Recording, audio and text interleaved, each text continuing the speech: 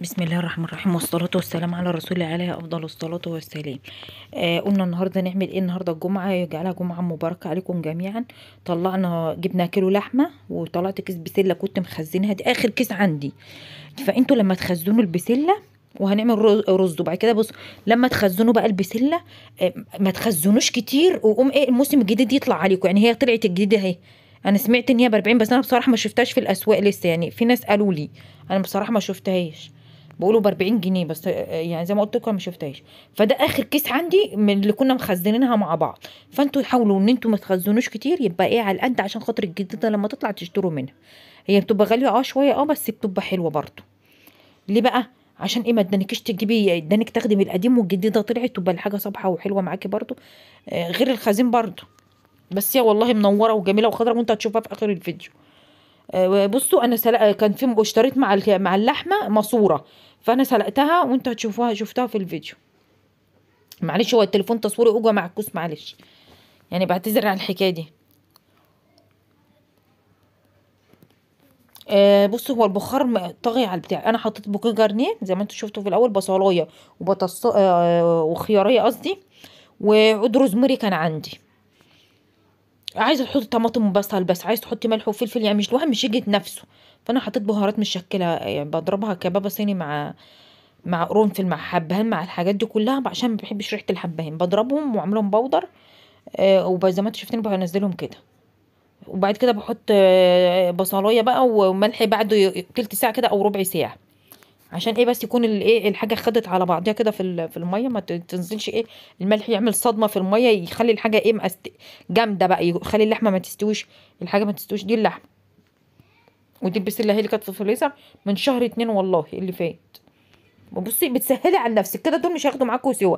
يعتبر البسله نص سوا. يعتبر دي الماسوره اللي بقول لكم عليها. بصي اللحمه بقى الملح بعد ربع ساعه زي ما قلت لكم. ترش الملح كده في جميع الاتجاهات، عشان لما يدوب يدوب ايه كله، يبقى مع بعضه. زي ما انتوا شايفين بقى، تجيبي بصلايه تقطعيها وزيت او سمنه حسب الادام اللي انت بتحطيه. هنا برضو اللحمه. حطيت عليها بقى الملح برضو مع بعد ربع ساعه. هو اللي بوبا بني على جناب الحله، ده مش ريم ولا بتاع ده. لما البهارات بنحطها او الفلفل، فمع اندفاع الميه وغليانها بيروح طافي الحاجات دي، بتبقى خفيفه وهشه، اللي هو الفلفل والحاجات البهارات. فمع اندفاع الميه وغليانها، عشان كده بنوطي بعد ما بتغلي اول غلوتين. فاندفاع الميه زي ما قلت لكم بيخلي الحاجه ايه تعمل على الجناب. تثبت على الجناب. بتصفري البصله كده، احنا مش بنحب الحاجه يعني المتقليه قوي. لان غلط اصلا على الجسم كمان، بتصهد على الصدر وبتتعب.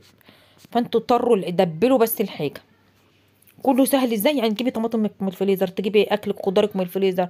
بتسهلي على نفسك اهي. بصي البسله متلجه زي ما هي بتلجها. بتنزلي في الحله على طول. عشان لو سبتيها بتسود وهي كده كده. في ناس تقول لك شو الشوربه نقيه وجميله ازاي. هو عشان انا بكتر القرفه شويه، فهي بتغمق مني. بس انا بحب اعمل كده يعني. لان انا بقول لكم زي ما قلت لكم، بحط جميع البهارات اللي هي المطحونه. وبحط قرفه وبحط فلفل اسود تاني برضو. وساعات بطحن الورق الراوله، وساعات لا. ساعات بحطه بحلو. فاحنا بقى ايه، احنا مثلا عندنا البسله قليله ولا حاجه. وعايزه ازود واعمل بطاطس. في ناس ما بتعملش بسله بس. ما بتحطش عليها جزر، مع ان الجزر بيخليها حلوه وجميله. وناس تقول لك لا، ده الجزر بيسكرها. طب ما هيسكرها، طب ما انتوا كده كده ساعات بتحطوا. عشان الحموضه معلقه سكر، اللي هو سكر بتاع الشاي. سكر التحلية يعني. فانتوا طب ما هي مسكره من نفسها، هي الجزر حاجه مسكر طبيعي او حاجات طبيعيه، يعني مش هنزود حاجات خارجيه. فانتوا جربوا. في ناس ما بتحبش البسله خالص، في ناس بتحبها نيه بس. في ناس بتحبها ما بتحبهاش مستويه. بس هي والله طعمها جميله ومفيده وجميله، وكل خيرات ربنا حلو. جربوا وكلوها. بصوا، فانا قلت بقى عشان ايه الكميه، لو يعني افرض احنا مثلا الكميه قليله في البسله. هي مش قليله، هي هتكفينا. بس انا قلت ايه اوريكم، يعني عشان اللي عايز يحط بطاطسايه. تجيب البطاطسايه صغيره وتقطعيها قد البسليه. ما تقطعهاش كبيره. والبسله استوت زي ما هتشوفيها، انا هوريها لك. بصي يا ستي، البسله اهي هتطلعي على الغطا كده عادي، او في طبق زي ما انت عايزه براحتك. بصي اهي. لا هي فاتت، معلش الحته دي ممكن تكون اتشالت. بتجيبي البسلايه وتختبريها زي ما انا بختبر كده، وبعد كده بتنزلي بالبطاطس. اخر حاجه البطاطس بتاخد فره واحده، بصي يعني هي قطعه واحده، هي لسه كده نيه. استنيت دقيقتين كمان ورحت طفي عليها، طفيت عليها بدري ليه وسبتها يعتبر تلات ارباع سوا. ليه بقى؟ ما انت عما بتطفي السخونيه اللي في الحله بتسوي معاك البسله، قصدي البطاطس. هي كده كده البسله مستويه، يعتبر البسله كلها مستويه، لان اصلا احنا كنا عاملينها في ميه سخنه ايام تخزينها يعني. يعتبر نص سوا البسله. بص بقى الرزايه استوت ازاي، استوت خالص.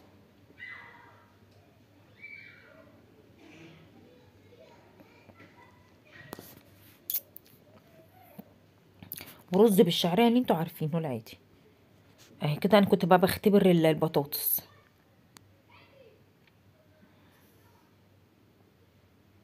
بصي بتنقطع بس يعني ماسكه نفسيها. اصل في بطاطس نوع تنزليه في الخضار او الصلصه يعني، بطاطس تحطها في شوربه او في حاجه ما بتاخدش فورة وتلاقيها اتهرت. في نوع بتبقى زي المرمله كده يعني بتمتص السوائل بسرعه فبتروح مهريه منك. لا انا انزلها قبل ما تستوي. دي بقى اللي بتحسب مع نفسيها كده. الماسوره نبقى نعمل بقى عليها اي حاجه بقى.